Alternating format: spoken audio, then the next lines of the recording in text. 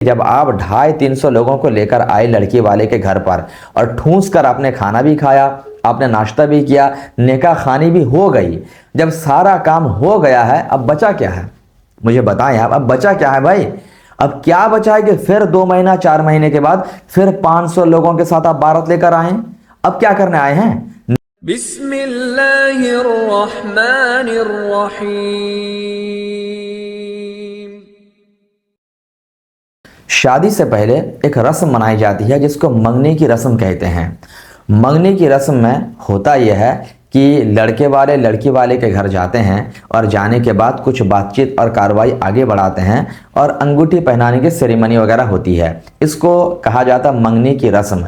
लेकिन मंगनी की रस्म क्या हमारे इस्लाम में जायज़ है? और आज जिस तरीके से लोग मंगनी की रस्म मना रहे हैं, क्या शरीयत में इसकी गुंजाइश है या हमें क्या करना चाहिए? इंशाअल्लाह तबारक व तआला इन सारे टॉपिक्स के तहत आज हम गुफ्तगू करेंगे। बहुत ही कीमती और मालूमाती वीडियो होने वाला है। आप तमाम भाइयों से गुजारिश है कि बिल्कुल स्किप ना करें, पूरी वीडियो को देखें।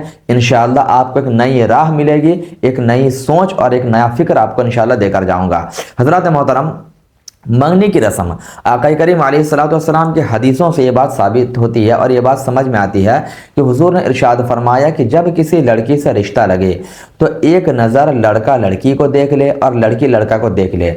शरअ में इसकी गुंजाइश और इजाज़त रखी गई है ताकि बाद में लड़का ये ना कहे कि मैंने देखा ही नहीं, लड़की ये ना कहे कि मैंने देखा ही नहीं और मेरी बाप मैंने शादी करा दी, तो ये नौबत ना आए। इसीलिए हदीस पाक में इसकी गुंजाइश तो है कि एक नज़र देख ले। रही बात ये मंगने की रस्म की, तो ये कोई शरई चीज़ नहीं है कि करना ही पड़ेगा, नहीं करेंगे तो कुछ नुकसान हो जाएगा, गुनाह हो जाएगा, ऐसा कुछ भी नहीं है। बल्कि इस रस्म को लोगों ने राइज किया है। ठीक है, राइज किया तो ठीक है।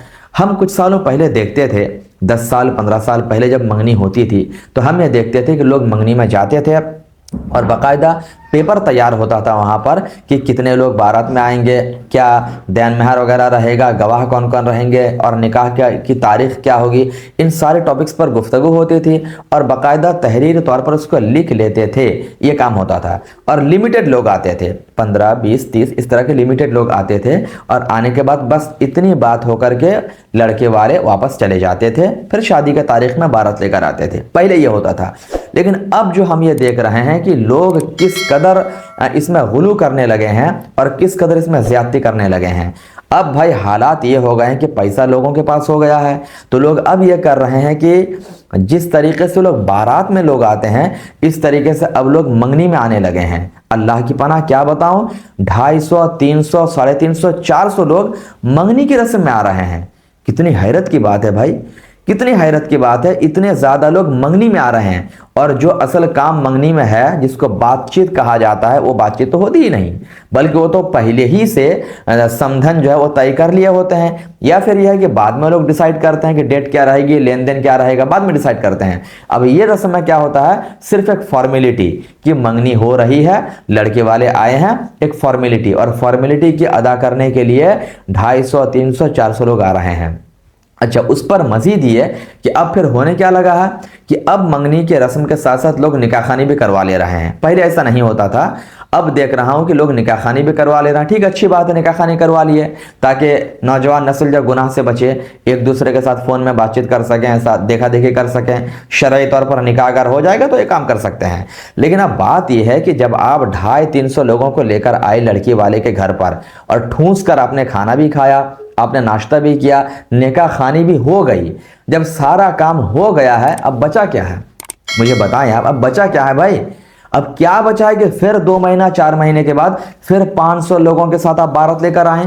अब क्या करने आए हैं? निकाह खानी भी तो हो गई है, खाना भी आपने एक मरतबा अच्छे से दबा करके खा लिया है और सारी फॉर्मेलिटीज़ भी अदा हो गई, सारे मेहमान भी आ गए थे।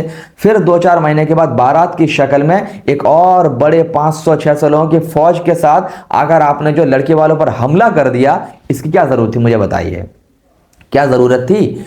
मैं समझता हूं कि इस तरह की मंगनी में, इस तरह की शादी में जहां 400-500 लोग सिर्फ एक रस्म को अदा करने के लिए आते हैं, 2.5-3 लाख 4 लाख रुपये से कम बिल्कुल खर्च होता ही नहीं होगा।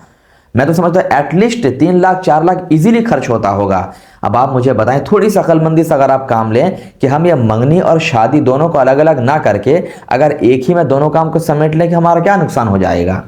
जब मंगनी के नाम पर जो रस्म हम लोग कर रहे हैं, अगर उसी में हम निकाह भी तो पढ़ा दे रहे हैं, अगर उसी में दैट्स इट कर दिया जाए, ख़त्म कर दिया जाए, दोबारा बारात के शक्ल में ना लाया जाए, तो क्या नुकसान होगा ज़रा मुझे बताएं। अरे कम से कम लड़की वालों का 3-4 लाख 5 लाख तो बचेगा, लड़के वालों का भी गाड़ी खर्चा ये वो करके 1-1.5 लाख तो उनका भी तो बचेगा। अरे वही पैसा आप अपने बेटे के नाम पर, बेटी के नाम पर जिनकी शादी हो रही है उनके नाम पर फिक्स डिपॉजिट कर दो भाई, उनके नाम पर कुछ घर में खर्चा करा दो, उनके नाम पर कुछ जायदाद या सोना खरीद कर दे दो, वो ज्यादा कारगर साबित होगा। लेकिन आप ऐसा नहीं करेंगे। क्यों? आपकी ईगो की बात आ गई। आपका ईगो हर्ट करेगा आपको कि मैं इतना बड़ा रईस व कबीर, मेरी बेटी की एक बार जब तक मंगनी ना हो, एक बार भारत में 500 लोग ना हो, तो मेरा समाज में नाम कैसे होगा। आपका ईगो आपके आड़े आ जाता है। लेकिन मेरे अजीज, एक बात ध्यान देकर सुन लो और समझ लो, हुजूर सल्लल्लाहु अलैहि वसल्लम ने इरशाद फरमाया कि फजूल खर्ची करने वाला, कुरान पाक कहता है कि फजूल खर्ची करने वाला शैतान का भाई हुआ करता है। और हुजूर सल्लल्लाहु अलैहि वसल्लम ने फजूल खर्ची करने से सख्त मना फरमाया है, बल्कि शादी को बिल्कुल हल्का और सस्ता करने का हुक्म दिया है। बल्कि मैं तो कहता हूं इस जमाने में शादी जितना हल्का सा हल्का हो वो करो, और जो पैसा बच जाए उससे किसी गरीब बच्चे की शादी भी साथ में करा दिया करो। यकीन जानो जब तक वो बच्ची जिंदा रहेगी ना, उसके रोंगटे रोंगटे, उसके हर सांस से आपको दुआ मिलती रहेगी। तो मेरे अजीज, मैं बहुत मुअद्दिबाना आप हजरात से गुजारिश करूंगा, ये मंगनी के नाम पर, बातचीत के नाम पर 300-400 लोग को लाकर खर्चा करना, फिर बारात के नाम पर 500-600 लोग को लाकर खर्चा करना, सब बंद करें। इस्लाम से इन चीज़ों का कोई ताल्लुक नहीं है, कोई रिश्ता नहीं है, कोई ताल्लुक और कोई रिश्ता नहीं है।